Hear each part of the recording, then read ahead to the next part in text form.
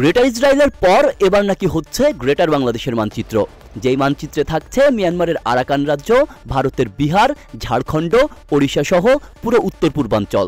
এই মানচিত্র তৈরি করেছে তুরস্কের ইসলাম সমর্থিত একটি বেসরকারি সংস্থা।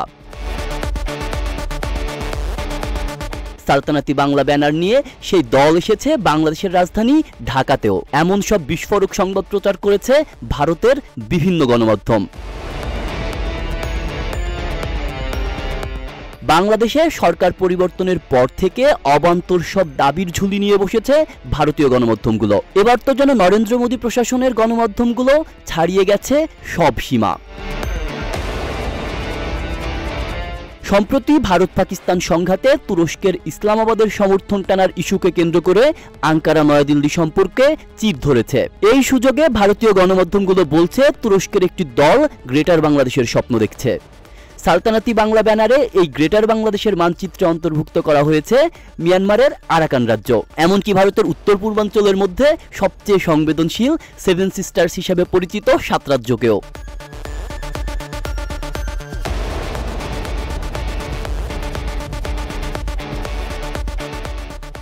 ভারতীয় গণমাধ্যমের দাবি, এই ম্যাপ সংবলিত পোস্টার বানিয়ে বিশ্ববিদ্যালয়ে গেছে তুরস্কের একটি দল, যেখানে তরুণ শিক্ষার্থীদের আনাগোনা সবচেয়ে বেশি। ভারতীয় গণমাধ্যমগুলো বরাবরই দাবি করে আসছে ডক্টর মোহাম্মদ ইউনূস যখন থেকে দেশের অন্তর্বর্তী সরকারের দায়িত্ব নিয়েছেন তুরস্কের সঙ্গে সম্পর্ক বেড়েছে কয়েক গুণ। বাংলাদেশকে সামরিক সহায়তা দিচ্ছে আঙ্কারা। প্রেসিডেন্ট রিসেপ তাইয়েপ এরদোয়ানের justice and development party AKP সমর্থিত বেসরকারি সংস্থা কাজ করছে বাংলাদেশে,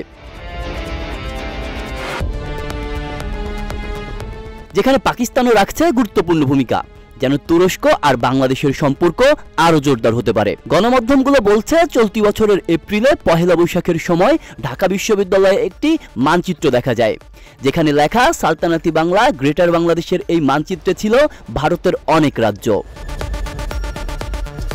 সরকার পরিবর্তনের পর সাম্প্রতিক সময়ে ভারতের সঙ্গে সম্পর্ক তলানিতে ঠেকেছে বাংলাদেশের। এর মধ্যে তুরস্কের উপস্থিতি প্রতিবেশী দেশ ভারতকে দিচ্ছে আরও সতর্কবার্তা। ভারতীয় গণমাধ্যম বলছে কাশ্মীর ইস্যুতে সংঘাতের সময় পাকিস্তানকে অস্ত্র দিয়ে সহায়তা করায় মাসুল গুনতে হচ্ছে তুরস্ককে। সব ক্ষেত্রেই আঙ্কারার সঙ্গে সম্পর্ক ছিন্ন করেছে নয়াদিল্লি। তাই এবার বাংলাদেশের সঙ্গে জোট করে তুরস্ক করছে নতুন ষড়যন্ত্র। চলতি বছরের জানুয়ারিতে ঢাকায় আসেন তুরস্কের বাণিজ্য মন্ত্রী ডক্টর ওমের বলা। সে সময় তুরস্ককে বাংলাদেশে বিনিয়োগের আহ্বান জানান তিনি। বাংলাদেশকে দিতে বলেন তাদের অত্যাধুনিক প্রযুক্তি, যেন পারিপার্শ্বিক অস্থিতিশীলতার মধ্যে দেশের প্রতিরক্ষা খাতকে ঢেলে সাজানো যেতে পারে। সে সময় তুরস্কের বাণিজ্য মন্ত্রী আত্মবিশ্বাসের সঙ্গে বলেন, বাংলাদেশের আমদানির বাজার থেকে ভারতকে প্রতিস্থাপন করতে পারে তুরস্ক, দখল করতে পারে এই বাজার।